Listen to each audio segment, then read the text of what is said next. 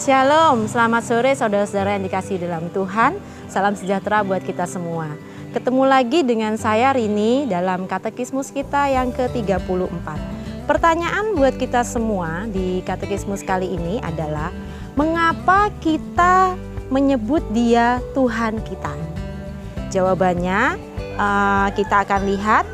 Jawabannya adalah karena Ia telah menebus kita, tubuh maupun jiwa, dari segala dosa kita, bukan dengan emas ataupun perak, tetapi dengan darahnya sendiri yang teramat berharga, telah melepaskan kita dari segala kuasa iblis dan telah menjadikan kita miliknya sendiri.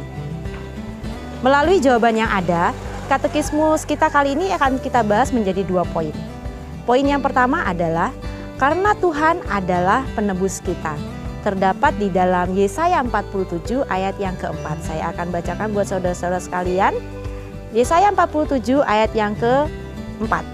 Kata penebus kami, Tuhan semesta alam namanya, yang maha kudus Allah Israel.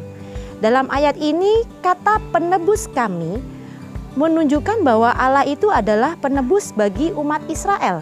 Nah, Allah yang disembah oleh orang Israel pada zaman itu sama dengan Allah yang kita sembah saat ini. Sebab melalui Yesus Kristus, setiap yang percaya memperoleh penebusan dari kuasa dosa. Maka orang Kristen layak menyebut Allah sebagai Allah kita, Allah kami, atau bisa juga Allahku. Dengan kita menyebut Allah sebagai Allahku, Allah kami, atau Allah kita, ini menunjukkan sebuah relasi yang sangat kuat. Saudara-saudara, kedekatan yang luar biasa antara kita dengan Tuhan kita.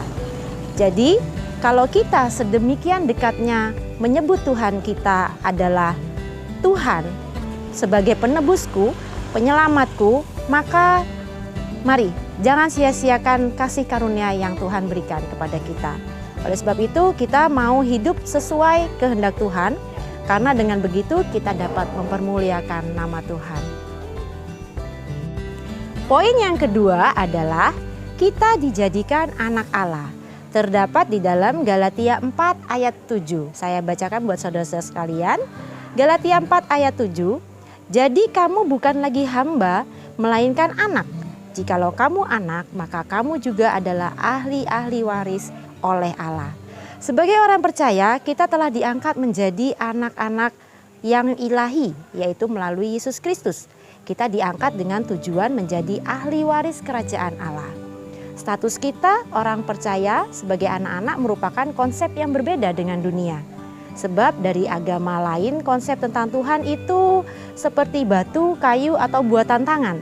Tetapi ada juga yang menghampiri Tuhan itu sebagai tamu. Namun orang Kristen menyebut Tuhan itu sebagai Bapa.